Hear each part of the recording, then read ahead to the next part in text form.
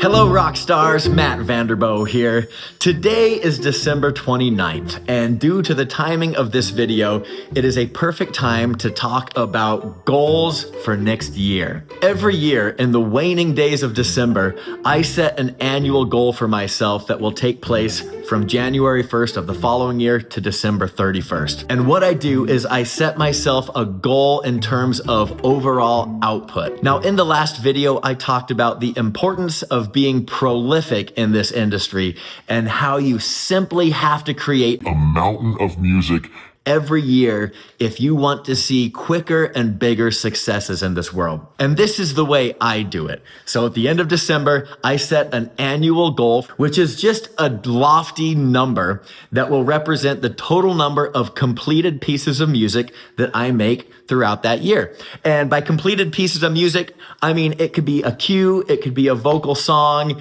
it could be a quick 30-second piece for a commercial.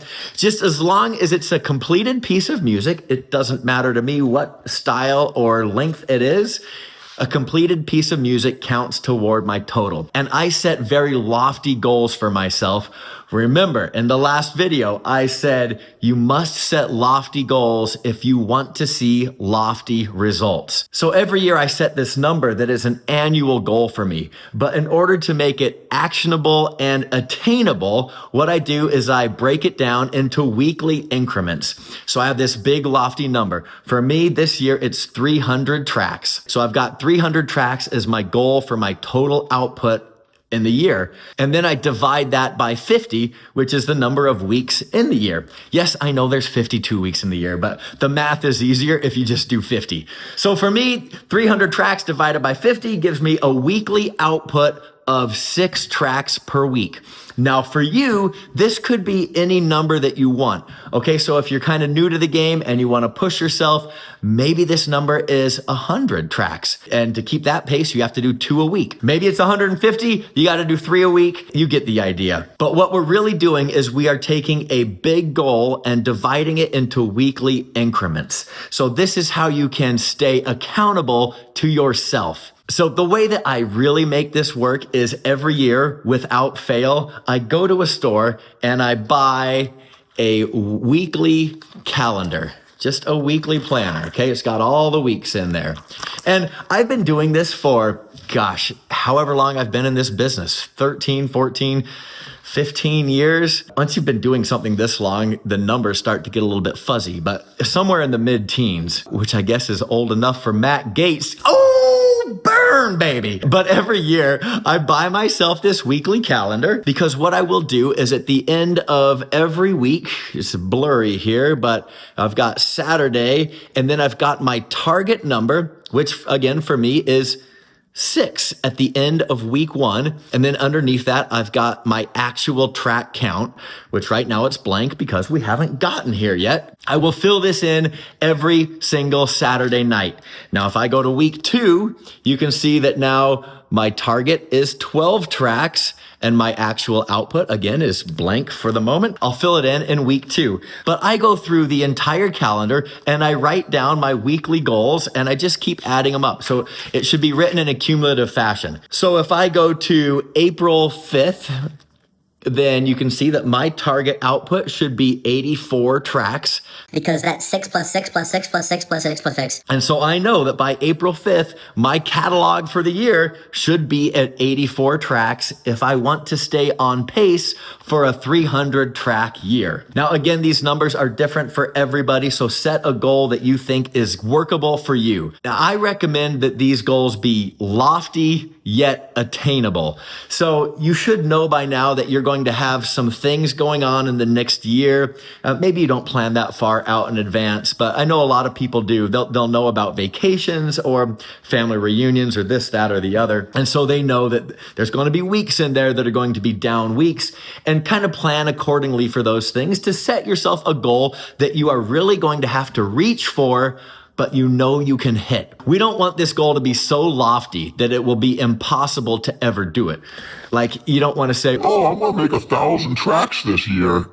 Yeah, right. Okay, good luck with that. But on the same token, you don't want to say, Well, I'm going to make 26 tracks this year. Yeah, that's good. let's push ourselves, okay? You are not going to get lofty results if you don't have lofty goals. So set something that will make you stretch, but also that you know you can nail. And the way I really keep track of all this is every time I finish a piece of music, I drag the MP3 into Apple Music. It used to be iTunes, but now it's Apple Music. And then I just chronologically number them. As they go in, they're numbered 1, 2, 3, 4, 5, 6, 7, blah, blah, blah. And it goes all the way down so that I know at any point in time exactly how many tracks I have made for the year. And this is extremely important for this goal tracking because now when I'm at perhaps May 3rd, I should be at 108 pieces of music. And I'll just be able to see it in my iTunes. I should be at 108. I mean, the number is right there. So it's not like you're going back into folders and counting things and trying to remember in your head, oh, how much did I do this week? No, every time you finish something, put it into Apple Music or iTunes. It should be a running tally that's already covered for you so that every Saturday night, you just write that number down into your book and you say, oh man, I got some catching up to do because I've fallen behind. Or you could say, yeah, baby, I'm 5 tracks ahead of where I should be. I always try to work ahead if I can. I want my numbers to be above where I need to be pacing so that if something comes up and I have a down week for whatever reason, then I can absorb that lack of productivity. And this is just all so very important because as you get into this world, you are now going to be your own boss. And it is far too easy to cut yourself way too much slack as your own boss.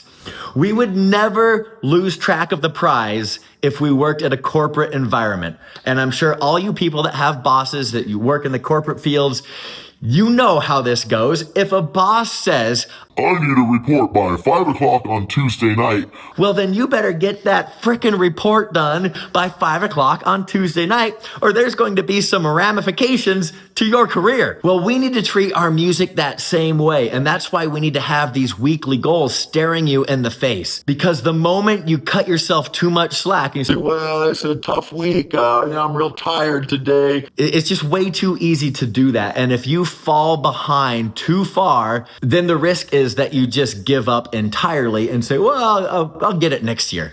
Well, we don't want to wait until next year. We don't even want to wait until next month to get started on this. So set those annual goals right now, divide them into weekly goals, get yourself a calendar, look at that number every single day, and every week you write a number in there. And this way you can be your own boss that you are accountable to, and do not cut yourself any slack. Too much slack equals lack of productivity. And as I've said before, there are only 2 things in this music business that we can control. The first one is the quality of your music. The second one is the quantity of your output. So this is the way I do it every year. You might have a different method, but if you don't have a method yet, I would highly recommend this. It's super easy, only costs you $6 or $7. And you now have weekly targets that you're responsible for hitting. Okay?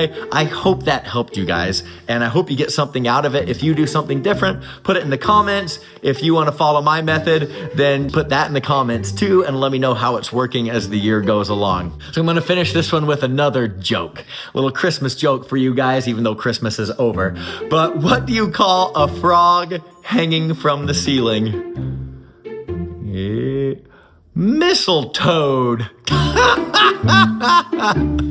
All right, that one was dumb. All right, catch you guys later. Toodaloo.